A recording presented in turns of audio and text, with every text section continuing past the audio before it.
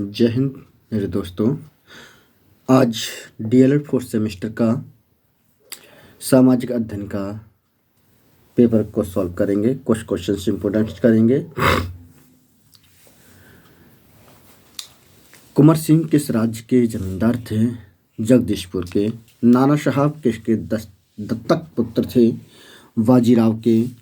सत्यशोधक समाज की स्थापना किसने की थी? ज्योतिबा फुले ने।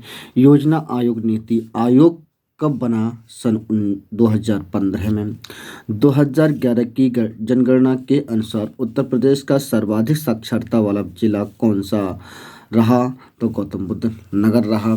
चारकुला प्रमुख लोक नृत्य है, ब्रजभूमि का है। बंदी जीवन पुस्तक के लेखक थे सतीश चंद्र सन्याल। किसी स्थान पर लंबे समय तक पाए जाने वाले मौसमी दशाओं को कहते हैं जलवायु। क्या कहते हैं? जलवायु। जलवायु कहा जाता है। माउंट एवरेस्ट स्थित है नेपाल हिमालय में। उत्तर प्रदेश का मैनचेस्टर कहा जाता है कानपुर को। रानीगंज कोयला क्षेत्र कहाँ स्थित है? पश्चिम बंगाल में। उत्तर प्रदेश में पुरातत्व विभाग की स्थापना हुई थी 1951 ईस्वी में। देश बंधु कहे जाते हैं चित्तरंजन दास को। ओबरा ताप विद्युत केंद्र स्थित है उत्तर प्रदेश में। भारत के प्रथम उप प्रधानमंत्री थे सरदार वल्लभ भाई पटेल। आत्माराम पांडुरंग ने किसकी स्थापना की थी? प्रार्थना समाज की। दिल्ली चलो का नारा किसने दिया था? सुभाष चंद्र बोस ने। सुभाष चंद्र बोस ने। स्वराज मेरा जन्मसिद्ध अधिकार है किसने कहा था? बाल गंगाधर तिलक ने कहा था। 1950 से पूर्व होलकर राज्य की राजधानी थी इंदौर। टाटा नगर के नाम से प्रसिद्ध हुआ है जमशेदपुर। नरौरा प्रसिद्ध है परमाणु विद्युत केंद्र के लिए। भृगु मंदिर किस जिले में स्थित है? बलिया में। देवा शरीफ किस जिले में स्थित है? बाराबंकी में। चोरी चारा कांड हुआ था गोरखपुर में। भारतीय राष्ट्रीय कांग्रेस का प्रथम अध्यक्ष कौन था? व्योमेश चंद्र बनर्जी। कौन था? व्योमेश चंद्र बनर्जी। फॉरवर्ड ब्लॉक का गठन किसने किया था? सुभाष चंद्र बोस ने। उत्तर प्रदेश कितने मंडल में विभाजित है? 18 मंडल में। भारत में हरित क्रांति का जनक किसे कहा जाता है? डॉक्टर MS स्वामीनाथन को। यूरेनियम उत्तर प्रदेश के किस जिले में पाया जाता है? ललितपुर में। बुक्सा जनजाति उत्तर प्रदेश के किस जनपद में निवास करती है? तो बिजनौर में। आर्य समाज की स्थापना किसने की थी? स्वामी दयानंद सरस्वती ने। रोलेट एक्ट कानून किस वर्ष लागू किया गया था? 1919 में। बरदौली सत्याग्रह का नेतृत्व किसने किया था? सरदार वल्लभ भाई पटेल ने। जलवायु को प्रभावित करने वाले प्रमुख कारक हैं वायु प्रचलन, समुद्री धाराएं, पर्वत की स्थितियां। भारत का प्रमुख कुटीर उद्योग है खादी वस्त्र, मशीन वस्त्र, कालीन। रबी की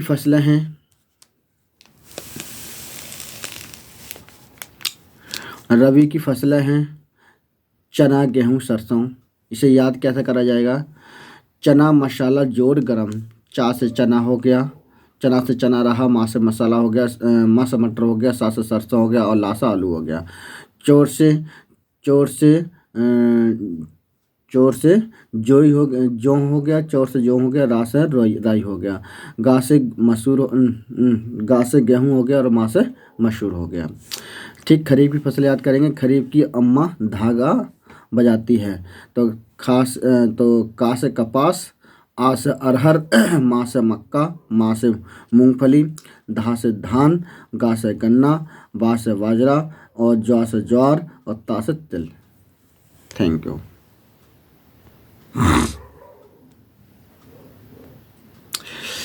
उत्तर प्रदेश के संदर्भ में प्रमुख शक्ति के साधन बताइए। तो आपका आ गया जल विद्युत केंद्र आ गया, ताप विद्युत केंद्र आ गया, परमाणु विद्युत केंद्र आ गया, बहुउद्देशीय परियोजनाएं आ गई। तो जल विद्युत केंद्र उत्तर प्रदेश में जल विद्युत केंद्र मोहम्मदपुर, खातिया, पथरी, रेहंद आदि में पाया जाता है। ताप विद्युत केंद्र प्रदेश में हर दुआगंज, पनकी, ओबरा, पारीक्षा, अनपाड़ा, टांडा और ऊंचाहार में स्थित है। परमाणु विद्युत नरौरा बुलंदशहर में स्थित है। बहुउद्देशीय बहुउद्देशीय परियोजनाएं रिहंद बांध, शारदा परियोजना, रामगंगा परियोजना, माता टीला गंडक परियोजना, घाघरा नदी परियोजना, मध्य गंगा नहर परियोजना, शारदा सहायक परियोजना, गोविंद बल्लभा सागर परियोजना, राजघाट बांध परियोजना। संयुक्त राष्ट्र संघ की स्थापना कब हुई? इसके प्रमुख उद्देश्य क्या हैं? प्रथम विश्व युद्ध के पश्चात विश्व में शांति स्थापना करने तथा उसे बनाए रखने के लिए राष्ट्र संघ लैंग्वेज ऑफ नेशनल की स्थापना की गई थी, लेकिन ये अपने उद्देश्यों को पूरा ना कर सका। इसलिए विश्व में पुनः युद्ध न हो सके, राष्ट्र के आपस में मधुर संबंध बने और इन्हीं उद्देश्यों को पूर्ति के लिए संयुक्त राष्ट्र संघ की स्थापना की गई।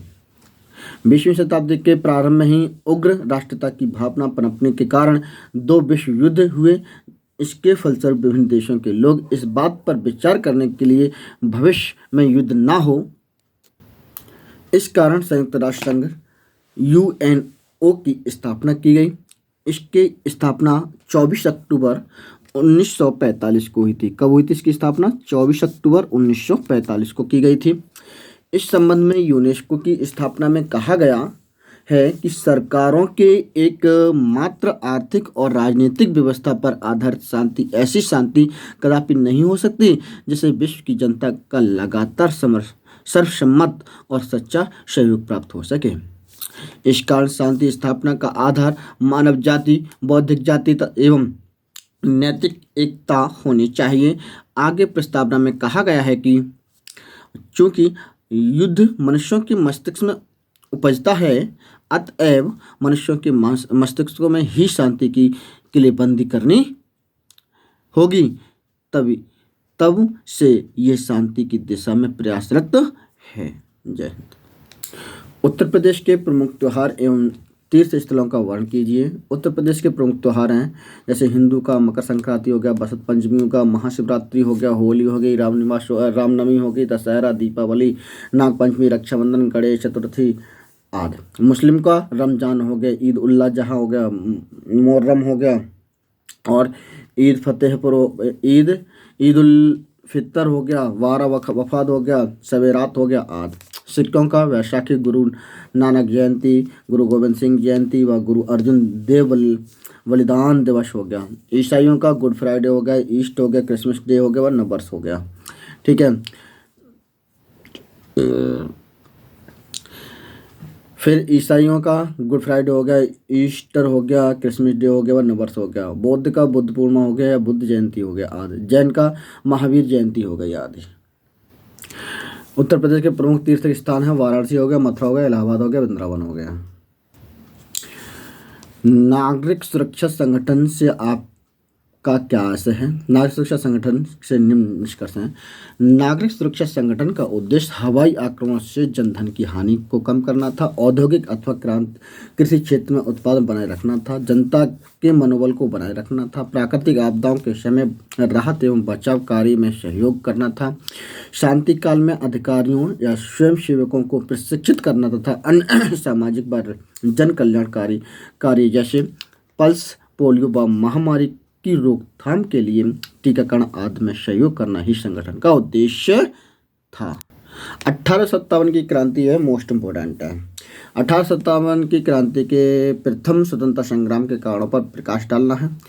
इसमें सबसे पहला जो राजनीतिक कारण था, लॉर्ड डलहौजी की अपहरण नीति के अनुसार राजाओं के संतान न होने की दिशा में देशी राजाओं के राज्य को अंग्रेजी राज्य में मिलाया गया। झांसी का राज्य भी इसी कारण अंग्रेजी राज्य में मिलाया गया था। इससे झांसी की रानी तथा कानपुर के नाना साहब आदि ने अंग्रेजों के विरुद्ध संघर्ष किया। अवध के नवाब की वफादारी के बाद भी अवध को अंग्रेजी राज्य में मिलाया गया। इससे मुसलमान तथा अन्य शासक रुष्ट हो गए। अंतिम मुगल सम्राट बहादुर शाह जफर को आदेश दिया गया कि उनकी मृत्यु के बाद उनके उत्तराधिकारियों को महल और शाही शासन छोड़नी पड़ेगी। इसके बाद आपका आता है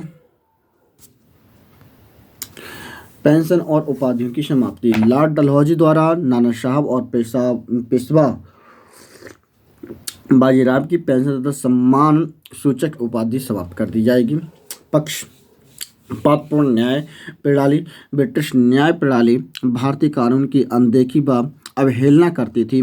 ये प्रणाली भारतीयों को अत्यधिक खर्चीली, पेचीदी तथा अवधिपूर्ण लंबी प्रक्रिया थी। धार्मिक कारण ईसाई धर्म का प्रचार करना था, जातिवाद की उपेक्षा था और चर्बी लगे कास्तूरों का प्रयोग करना था।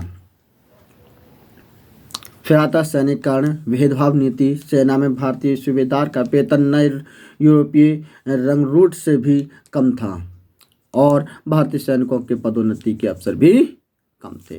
परेड में भारतीय सम्मान को कुचला जाता था। रियासतों की सेना समाप्त कर दी गई। इससे अवध के सैनिक बेकार हो गए। सैनिक से हटे गए सैनिक भी अंग्रेजी शत्रु हो गए। आर्थिक कारण, कुटीर उद्योग धंधों का विनाश। विदेशी सामान आने से भारतीय बिक्री बंद हो गई। इससे उद्योग धंधे नष्ट हो गए और भारतीय दस्तकार बेकार हो गए। मजदूरों में बेरोजगारी बढ़ गई। खेतिहार किसानों की दशा खराब हो गई। देश का धन विदेश चला गया। बेकारी के कारण इस प्रकार के लोग संगठित होकर अंग्रेजों के विरुद्ध वृद्धि हो गए।